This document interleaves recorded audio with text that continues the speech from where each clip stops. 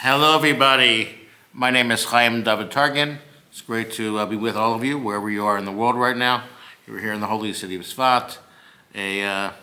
Always to use Hakar Satov to the Alshech Chevra here, started by a good friend, Shlomo Gatsi. And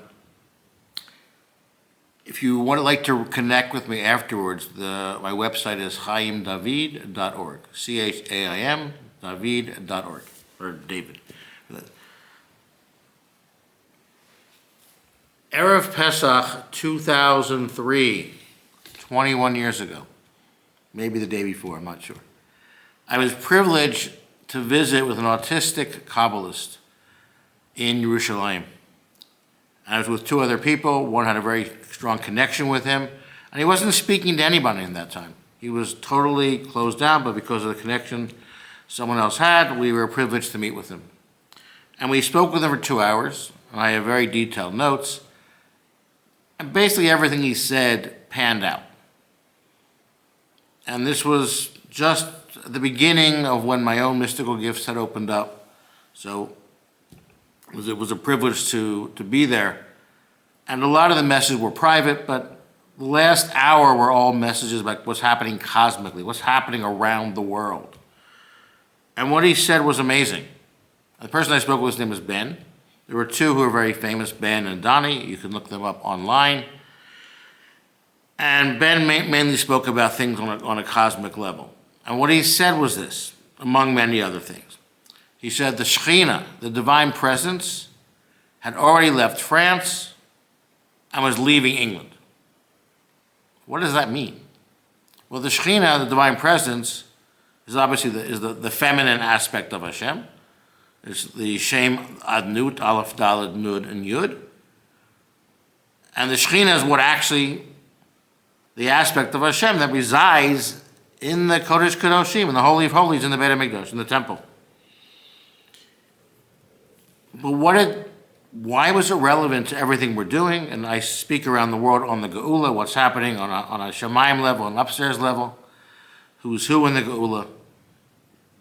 But what he's saying is the Shekhinah is also our divine protection for Klal Yisrael, for the Jewish people here in Israel, all over the world. And obviously it never actually disappears, but it's aspects of revelation and concealment. Is God more revealed? Is God more concealed? And the more concealed Hashem is, the less protection we have. The more hidden, the less protection. The more revealed Hashem is in the world, especially the Shekhinah, the divine, the feminine aspect, the more protection Klal Yisrael has. So what he was saying was, in France, there was very little protection for Klal Yisrael, for the Jewish people.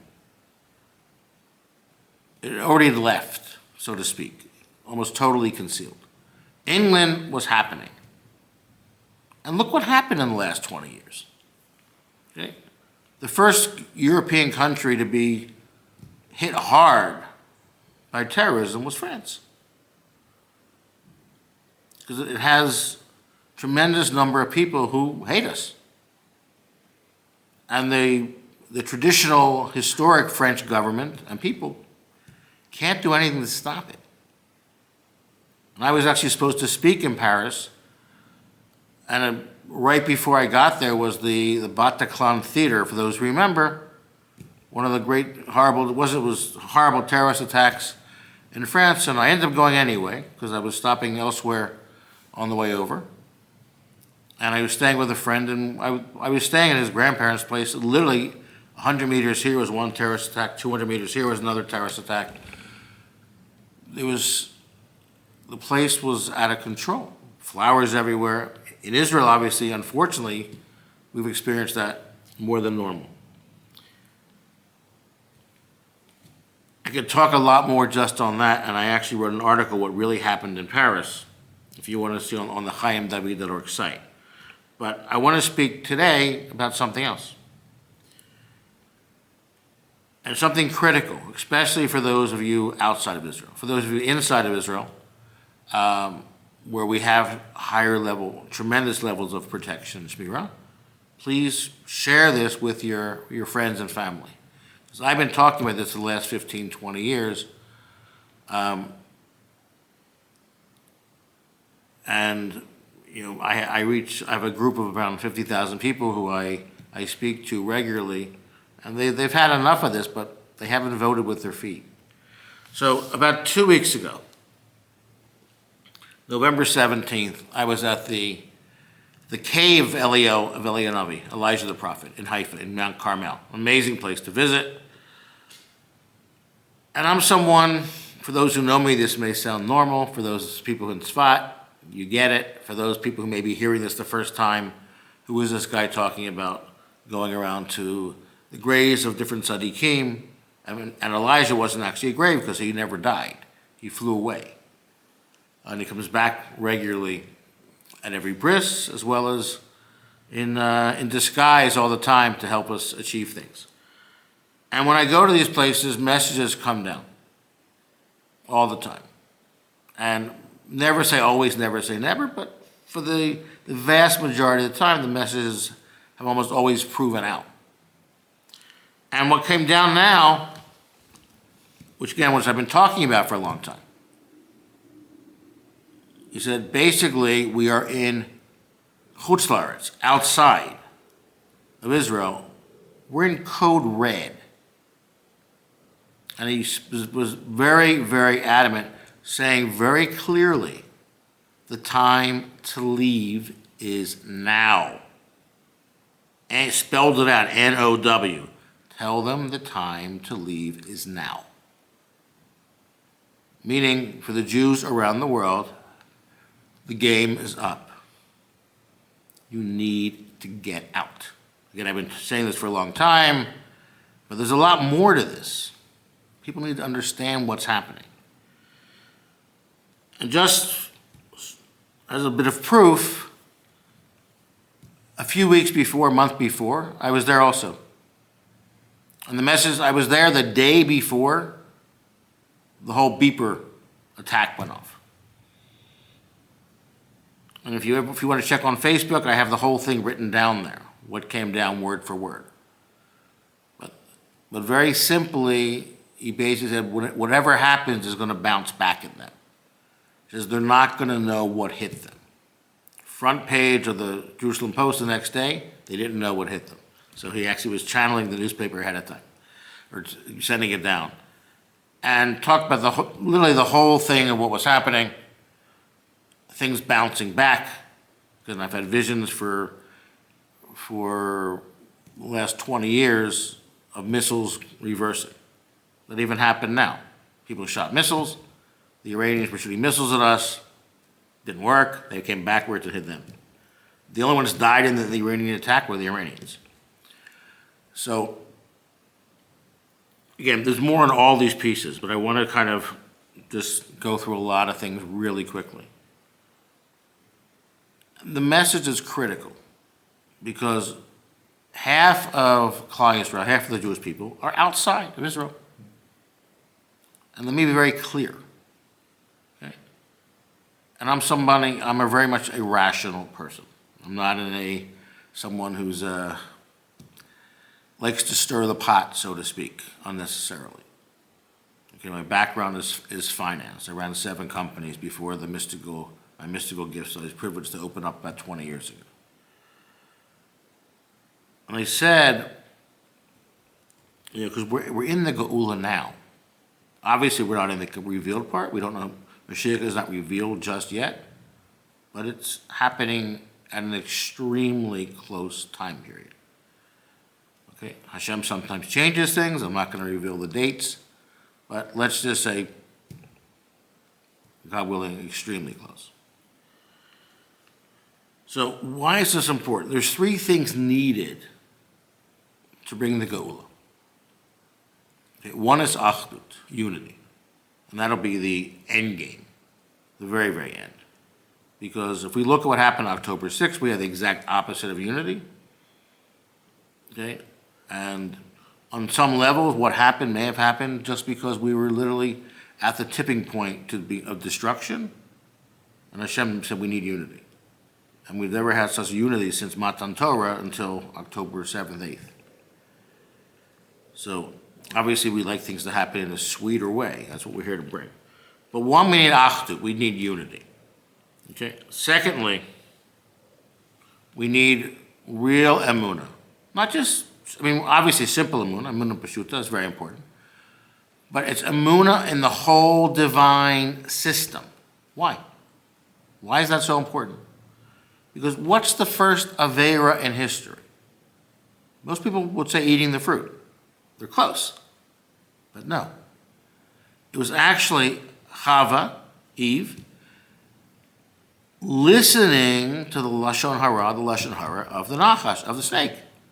Saying there's this big bad God up there who wants to be the big boss and push you down and keep you down. And he wants to have total control of the world. He does, but he does it in a loving way, in a giving way. But the way it was described by the Nachash is he's at the top of the mountain, and he wants to rape, pillage, and steal and take advantage of everybody, and he doesn't want to share his power. Kind of like a human tyrant, God forbid. We talk about God, Hashem, it's the exact opposite. Hashem is everything, has everything. We're actually pretty much a pain in the tuchus a lot of times of how we handle things to Hashem. And he loves us unconditionally. So Hashem is not keeping us down, it's the exact opposite. He's keeping raising us up. But what was the Lashon Hara? The Lashon Hara was that the whole divine system is bad. That's the exact opposite of reality. So that's why we need now that achdut, the unity, and then that we have the emunah, the real faith that the divine system is good, completely good, perfectly good.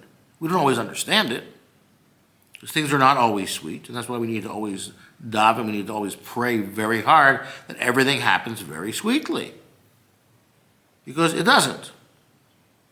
And that's what we're here to bring the Geula, is to bring the Geula b'mitikut, okay? To bring with sweetness, like honey. Like everybody knows you need to earn a living. You can earn a living the easy way or the hard way. Right? Same thing. So whenever you're praying for something, for health, for parnasa, for a shidduch, for shalom bayit, whatever, for having children or having children having a nachas from them, always be mitikut, always daven to be with sweetness. So, what's going on? Why is there so much horrible anti-Semitism in the world? Because Hashem is kicking you out. And he's been trying to for a long time. Nicely, sweetly, with kindness. Okay? The alarm clock has been going off nonstop. Unfortunately, a big chunk of Klal keeps hitting the snooze button. Okay? I wanted to write an article, stop hitting the snooze button. Because you're the one, and I apologize if you don't fit this, but unfortunately a huge chunk of our brothers and sisters do. How do you want to wake up? Do you want to wake up with a sweet kiss, or do you want to wake up with a bucket of ice water thrown on top of you, with no blankets and no towels, okay? And it's freezing. That's what's scheduled to happen. You need to realize this. This is what's scheduled. Now, the way Hashem does things are scheduled, and often Hashem changes things, because all day long Hashem is sweetening that. So what we're talking about can be sweetened, but people don't realize now. They don't realize this whole war, this past year. We've had horrible things happen, of course. A lot of innocent people died, whether they're the soldiers, whether they're hostages, people still hostages. Okay, civilians, thousands, if not millions of people, their whole lives have been disrupted. They've been moved around. How many people that are running small businesses are no longer have them going on? It's real. But we're still living in so many miracles here, so many nisim. Okay? All day long we see revealed miracles. Hashem is sweetening the process. Most people don't realize and this is a whole nother discussion, on October 7th, it was originally supposed to be a coordinated attack by everybody at one time. Hezbollah with 140,000 missiles, and not the Gaza firecrackers through shooting. I'm not minimizing that because people got killed and hurt from them. But things that are order of magnitude that they could actually focus on. They could point them. They had guidance systems. This was before we were prepared. Okay, before we were set up, before we had all of the everything organized. So if we had a five-pronged attack, what could have happened would have been orders of magnitude more challenging. And we had these crazy attacks from Iran, the first one, the second one. Almost nobody got hurt at all. Crazy, amazing. And even what we're seeing now, again, the Jewish people were one giant neshama, one giant soul. So if, I always jokingly say this, but if one Jew in Albania has an ingrown toenail, we all feel the pain, because we're connected. Okay? So I'm not minimizing, God forbid, anything, because any pain on any level is serious. We can't ignore the miracles. So Hashem is always sweetening things. But for those who are outside of Israel, you have a choice. Hashem's telling you, get out. Everybody has a reason why not to. It doesn't make a difference. Okay. I don't like using this analogy, but people get it. Okay. After Kristallnacht, you could say, I don't want to leave my business, I don't want to do that, this, and what happened? People lost a lot more than their business. Okay, and people complain, it's hard because their parents don't want to come. They got to, come, they'll follow, because that's how it works. And there are legitimate reasons. Some people have split custody. There are parents who are infirm, they can't move. But for the most part, if people really want to make it happen, they can. So you got to kind of get off your tuchuses and realize that. Hashem wants you to leave in style. What's said you can decide right now whether you want to come first class or baggage class. That's the reality. What does the prophecy say on this? Okay. Most people are going to come just with the clothes on your back. That's not a happy prophecy. At least you get out. But let me share something with you, okay? And my background is a finance guy before, so I know what I'm talking about here. I'm not just making this up. Okay, imagine there's a Jewish community, one of hundreds, especially religious communities, where people were that same house by the same builder in a non-Jewish community will be a lot less. Because Jews want to be near the synagogues and the kosher supermarkets and the shul, etc., for good reason. And there's an attack, like already happened in Brussels, that's happening in France, okay, and it just happened even in Dubai. The rabbi was just killed.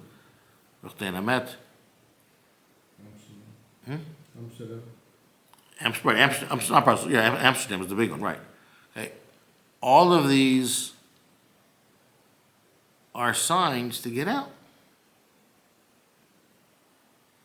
So what happens? Practical.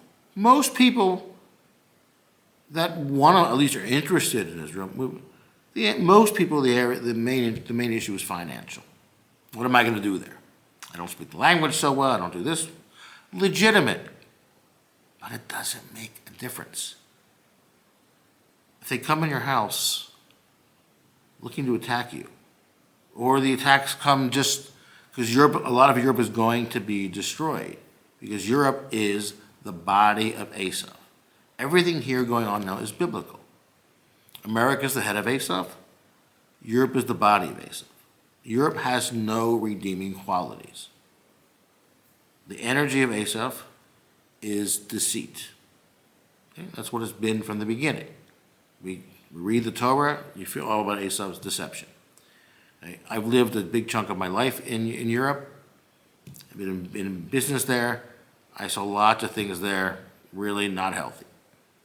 Nothing to do with Jews, just general. People doing this, people doing that, everybody smuggling. It's like, okay. And when the original Iran Accords were being negotiated way back when the famous Bibi's famous speech in Congress, almost every European country had already sent a very senior minister to Iran to negotiate big contracts, because Iran was being given $100 billion plus of money that was tied up without doing anything. So there was no honesty in anything going on there. They wanted to give them the money so they could then spend the money here and get the airplane contract to this country, the oil rigs contracts to this country, all multi-billion-dollar contracts. So there's no honesty. There's just total deceit from Esav on the European side. So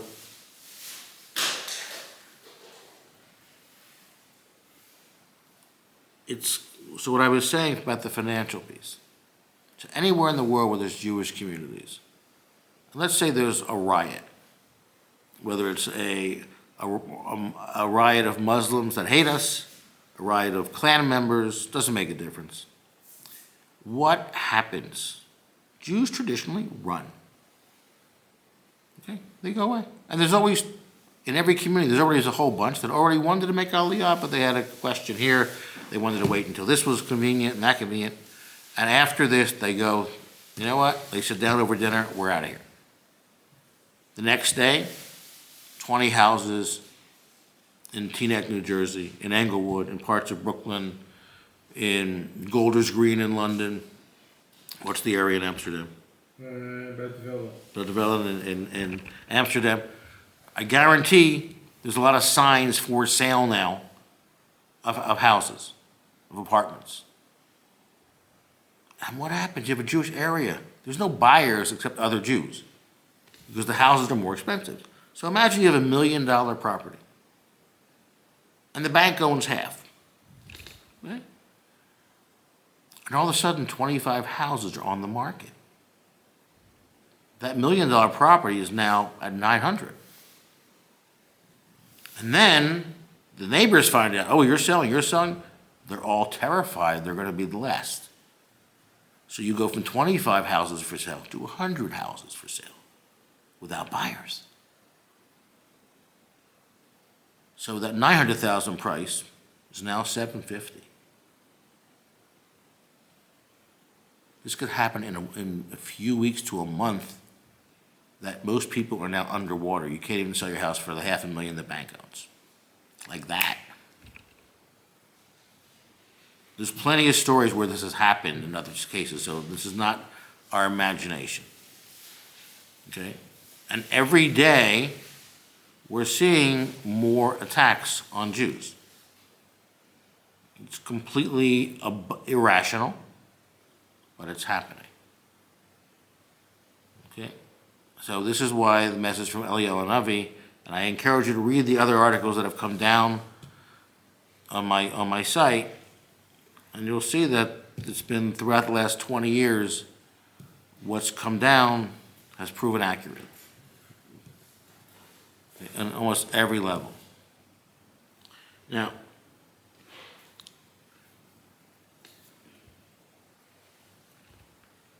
right now, what seems like fear-mongering, it's not. It's reality. Okay, you're going to come back afterwards and going, I should have listened. Not to forget me. Whoever was telling you get out for a while, because the game is over. But there's also amazing reasons to be in Israel, not just running away. Okay? You can only reach your potential in Israel. And some of these topics could come up as we had a beautiful Shabbos meal, or Shabbos actually sheets, and so people were adding things in, including Shlomo, including my friend was teaching Ashlag earlier, so we're all Judah.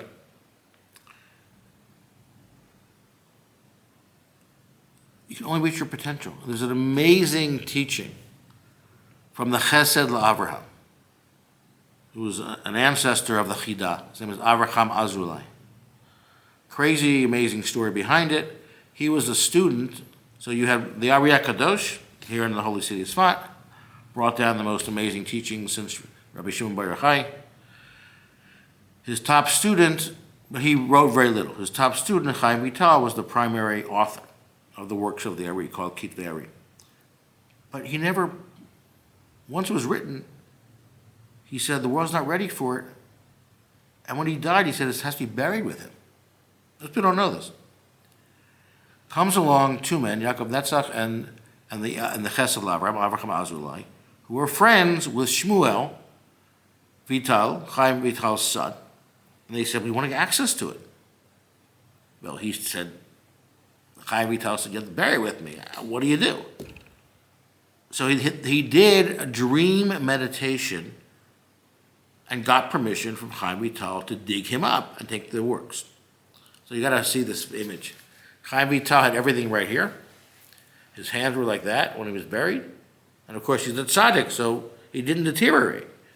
Tzaddikim don't deteriorate in the grave. So when they opened the grave, his arms opened up. They didn't open it. The arms opened up automatically, and they started taking all the papers. There's a small stack at the end that he went, like, this is too holy. You still can't get this last piece. And he closed his arms. So these two tzaddikim basically took things out, and along with a few others later, organized what we have today as the Kitvei Ari. But in one of his amazing writings, and you can Google this online, Chesed LaAvraham, okay, Avraham Azulai. You can see a piece of this even in English. It's not so easy to get a lot of Kabbalistic writings in English. In English. Not the whole thing, but what he talks about is amazing. He said, when you come to Israel, move here, you get basically an order of magnitude increase in your neshama level, in your soul level. Okay? Everybody gets a piece, Jew and non-Jew. If you're a tourist, you come on business. That's why people, they come on these programs and they go, I have to come back. And then they go back, their family misses them, this and that, and they get stuck again, and I'm talking to you overseas now, in the world of, I call it the superficiality of materiality. You lose that add-on higher level soul. Okay? There's many Israelis that are called Yordim, that leave Israel. Okay? They go to the US, to Europe, to Australia, whatever they go to, 90% of the time they go for either professional reasons or university, but mainly it's for work, to earn extra money so they can, and they always say, I'm going to do this, go for a couple of years, make some money, come back, and I have a down payment to buy my house in Israel. Their intentions are real. They really meant it. But they got stuck there. They're not stuck because someone else held them there. They got stuck because they fell spiritually. And their connection to the land, their connection to the people, and their connection to Hashem fell. I'm sure most of you, if you're listening to these amazing videos that the Alshech Institute's put together, you're obviously someone who's more interested than the average bear, so to speak, in Torah, in what's going on in the world. But if you're chutz la'aretz, you're missing the show. We're protected here. Okay? I can show you on my phone. You can see it. Where is it? I think I deleted them already. It shows me all the attacks that happened here. Pops up in the home screen. Attack here, attack here. Now, we're in Sfat, a protected city, and there are obviously places and people that have been injured, and I'm not minimizing that. But overall, people are going on with their lives. They're happy. I think people here, even with all of the challenges, this is actually considered one of the happiest places on the planet. Not by my view, not by Israelis. I mean, they did surveys around the world. Who's happy? Israelis. With all of the challenges, this is a happy place. Because we're connected to God, we're protected, we're one giant family. And sometimes giant families argue, right? That happens a lot. But you're living a happy existence. And it's a protected existence. So I'm going to just sign off because we have another great speaker coming up. But I just want to encourage you, this is real. So number one, and this is happening in real time. Okay, so my quick suggestions are, number one, if you have not even set up a teak with Nefesh B'Nefesh, do it now. There's no commitment, just do it, because you have to get documents going. Okay, even if you come here and you go back for that later, do it. You open a file. Open a file, cost you nothing, it's a small amount of time, and it tells you what you have to do. Get your birth certificate, so it takes a little time, but do it. Okay. Number two, if possible, get your house on the market today. Sorry, it's not going to be worth a lot tomorrow. If you can rent it back, if you're really stuck on staying, but just do it. Okay. Okay. And start exploring. Visit. You know, the airport's open. It's a little expensive to fly here today, but it's open. Visit, talk to people, work. And let me just be really clear. I was never an advocate everybody to move here.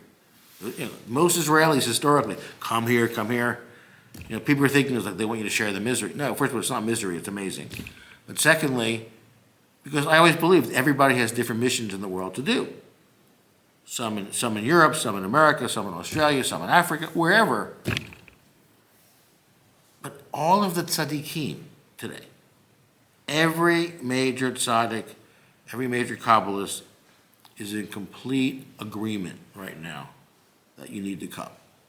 Even the Litvak Gedolim, who don't usually talk about these things. When I moved here 10 years ago, it was Rabbi Yashev said, you got to come now. This like surprised people. It's like, this wasn't Rav Kook Chevra, it was like all aspects of the righteous people here who are connected are getting the same message. So we welcome you with open arms. Lots of love, lots of light, lots of brachas. And again, if you want to connect with me, please feel free, and we'll hopefully be connecting more in the video as well. Thank you.